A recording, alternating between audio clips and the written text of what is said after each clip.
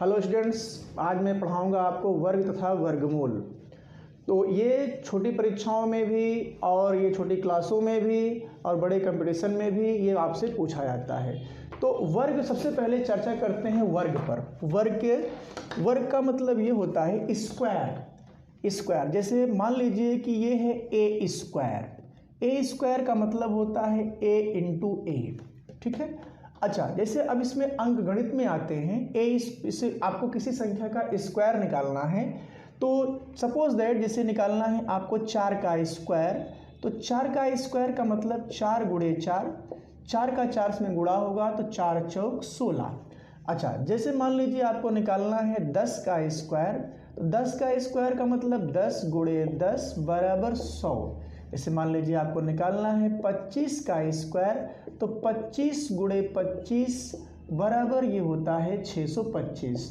तो इसका मतलब ये हुआ कि वर्ग संख्या ज्ञात करने के लिए आपको जिस संख्या में उसी में गुणा कर दें, माने किसी संख्या का उसी से गुणा कर दें तो उसका वर्ग निकल आता है। जैसे अगर और बड़ी संख्याओं को लेना है, मान लीजिए आपको लेना है 40 का वर्ग निकालना है, तो आप लिखेंगे 40 गुणे 40। अब देखो इसका मल्टीप्लाई कैसे करेंगे। इसमें बड़ी संख्याओं को मल्टीप्लाई करने के लिए पहले उनके जीरोस को ऐसे लिख लेते हैं, फिर उसके बाद जो इसकी संख्याएं हैं इसको इस तरह से मल्टीप्लाई कर देते हैं, 4 चौक 16। तो ये 40 का स्क्वायर हुआ 1600। इस तरह से किसी भी संख्या का आप स्क्वायर निकाल सकते हैं। स्क्वायर तो निकालना सबसे आसान है। अब आपको निकालना बताते हैं वर्गमूल या स्क्वायर रूट या वर्गमूल कैसे निकालते हैं। आइए उस पर चर्चा करते हैं। यहाँ देखिए, स्क्वायर रूट निकालने की दो विधियाँ हैं। एक है भाग विधि और एक है गुणनखंड विधि। पहले गुणनखंड विधि फैक्टर मेथड इंग्लिश में कहेंगे, और फिर कहेंगे दूसरा होगा भाग विधि। तो भाग विधि सबसे पहले हम इसमें चर्चा करेंगे गुणनखंड विधि पर। गुणनखंड विधि में कैसे हम वर्गमूल ज्ञात करते हैं। आइए, गुणनखंड विधि जानने से पहले आपको ये जानना होगा अभाज्य संख्याओं के विषय में। क्या है अभाज्य संख्याएं, पहले समझते हैं। अभाज्य संख्याएं क्या हैं? अभाज्य संख्याएं वे संख्याएं होती हैं जो स्वयं से ही विभाजित होती हैं, अन्य किसी संख्या से विभाजित नहीं होती हैं। तो उसमें सबसे पहले एक आता है, लेकिन एक जो है अभाज्य संख्या नहीं होती है। स्टार्ट होती है अभाज्य संख्या 2 से। तो ये 2, 3, 5, 7, 11, 13, 17, 19, ये सब हैं अभाज्य संख्या। इस तरह की जितनी भी संख्याएं हैं ये सारी अभाज्य संख्याएं हैं। तो अभाज्य संख्याओं का गुणनखंड विधि में वर्गमूल में क्या मतलब है, आइए उसको समझते हैं। जैसे हमको निकालना है, मान लीजिए हमको प्रश्न दिया गया है कि आपको निकालना है 144 का वर्गमूल। अब 144 का वर्गमूल हम कैसे ज्ञात करेंगे, आइए उस पर चर्चा करते हैं। पहले 144 को आप इन्हीं अभाज्य संख्याओं से विभाजित करेंगे। कुल मिलाकर के इसी से आप इसमें भाग देंगे। भाग देने के बाद जो भागफल आता है वो नीचे लिखा जाता है। भागफल क्या होता है, नीचे लिखा जाता है। अब सबसे पहले हम सबसे छोटी संख्या 2 से प्रारंभ करेंगे, माने सबसे छोटी अभाज्य संख्या 2 से प्रारंभ करेंगे। तो जो 2 से भाग देंगे तो 2 7 14, 2 दूना 4, इंग्लिश में कह सकते हैं 2 7 जा 14, 2 2 जा 4। अच्छा, उसके बाद फिर हम आगे बढ़ते हैं। तो इसको देखें, ये फिर से 2 से डिवाइड हो जाएगा। तो 2 तिहाई 6 और 2 छंग 12। फिर उसके बाद ये फिर आगे 2 से डिवाइड होगा। तो 2 1 9 2 और 2 8 16, 2 से फिर डिवाइड होगा। तो ये 2 9 18। अब ये 3 से डिवाइड होगा। तो 3 तिहाई 9, फिर 3 से डिवाइड होगा, 3 एकम 3। इस तरह से अगर देखा जाए तो अभाज्य संख्याएं यहाँ पर ये अभाज्य संख्याओं द्वारा विभाजित हुआ। अब इसका वर्गमूल निकालना है तो एकदम सिंपल सा, आप इसमें से और इसमें से जिन जिन का जोड़ा मीन्स पेयर, जिन जिन का जोड़ा बना उन से एक संख्याओं को हम लेंगे। जैसे इसमें से एक संख्या ले लिया, इसमें से एक संख्या ले लिया और इसमें से एक संख्या ले लिया।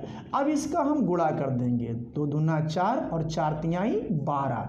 इस तरह से 144 का वर्गमूल, 144 का वर्गमूल आया 12। ठीक, अब एक दूसरी संख्या लेते हैं, देखते हैं कोई एक संख्या और लेकर के। जैसे मान लेते हैं कि हमको दूसरी संख्या का वर्गमूल निकालना है, एक दूसरी संख्या लेते हैं। आइए देखते हैं, यहाँ पर जैसे हमको लेना है, मान लीजिए कि हमको दिया हुआ है 162।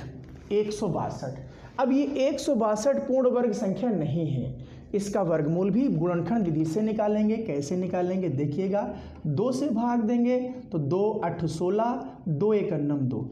अब अगली देखो, ये संख्या 2 से नहीं कटेगी, क्योंकि 2 से वही संख्याएं कटती हैं जिनके इकाई के अंक 0 2 4 6 8 होता है। बट यहाँ पर तो इकाई के अंक में 1 है, इसलिए 2 से डिवाइड नहीं होगी। तो 2 के बाद उससे बड़ी अभाज्य संख्या होती है 3। अब हम 3 से इसको डिवाइड करेंगे तो 3 दूना 6, 3 सत्ते 21। फिर इसको 3 से डिवाइड करेंगे तो 3 नवा 27। फिर इसे 3 से डिवाइड करेंगे तो 3 तिहाई 9। फिर इसे 3 से भाग देंगे तो 3 एकम 3।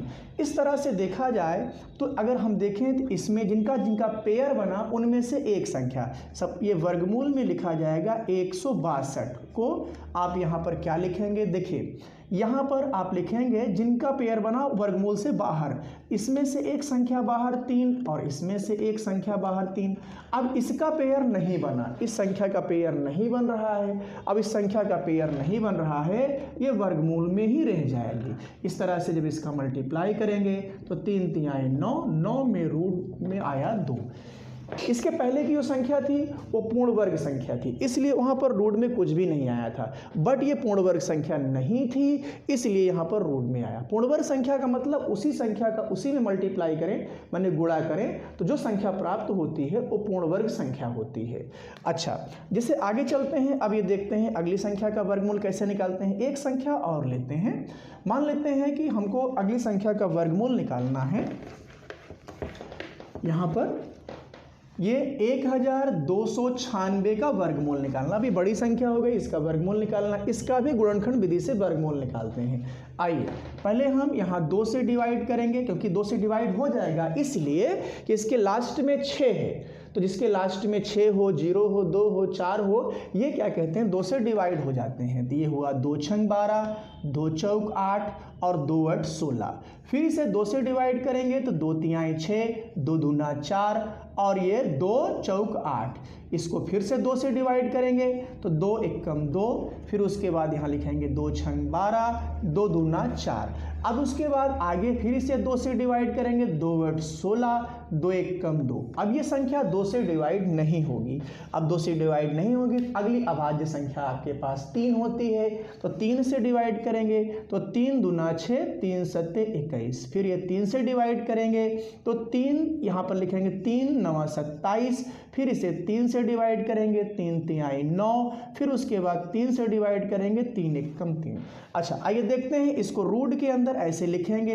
क्या 1296 को ऐसे रूट के अंदर यहाँ की संख्याओं को यहाँ देखते हैं, 2 कितनी बार आया, 4 बार, 3 कितनी बार आया, 4 बार। आप इसको ऐसे लिख सकते हैं 2 into 2 into 2 into 2 into 3 into 3 into 3 into 3।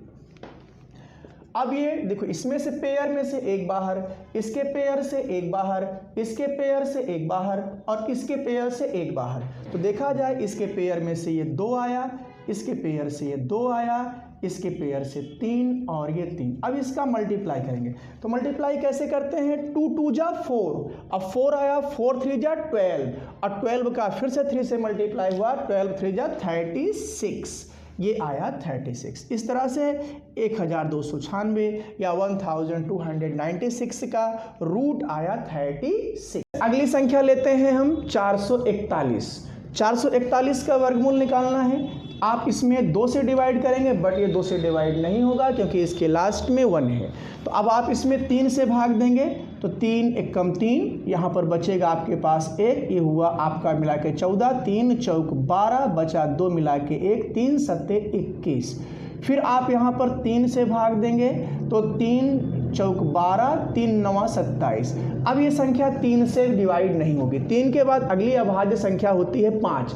5 से भी डिवाइड नहीं होगी, क्योंकि 5 से वही संख्याएं डिवाइड होती हैं जिनके लास्ट में 0 या 5 हो। 5 के बाद अगली संख्या अभाज्य संख्या आती है 7। 7 से डिवाइड करेंगे, 7 7 49, फिर उसके बाद 7 एकम 7। इसको लिखेंगे अंडर रूट में 441। 441 को यहाँ बराबर करके आप लिखेंगे 3 इंटू 3 इंटू 3 इंटू 3 इंटू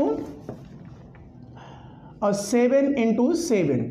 अब इसमें देखिए पेयर बनाएंगे, पेयर में से एक एक संख्या बाहर होगी, तो 3 गुणे 7, 3 का 7 से गुणा हुआ, 3 सत्ते 21। इस तरह से 441 का वर्गमूल आया 21। अच्छा, जैसा कि आप जानते हैं अगर कोई पूर्ण वर्ग संख्या है तो पूर्ण वर्ग संख्या जिस संख्या का पूर्ण वर्ग संख्या है वो उसी का वर्गमूल भी होता है। जैसे मैं आपको एक उदाहरण बताऊं, यहाँ पर समझिएगा। ऐसे आपके पास है 6, 6 का स्क्वायर होता है 6 गुणे 6 का मतलब होता है 36 ना।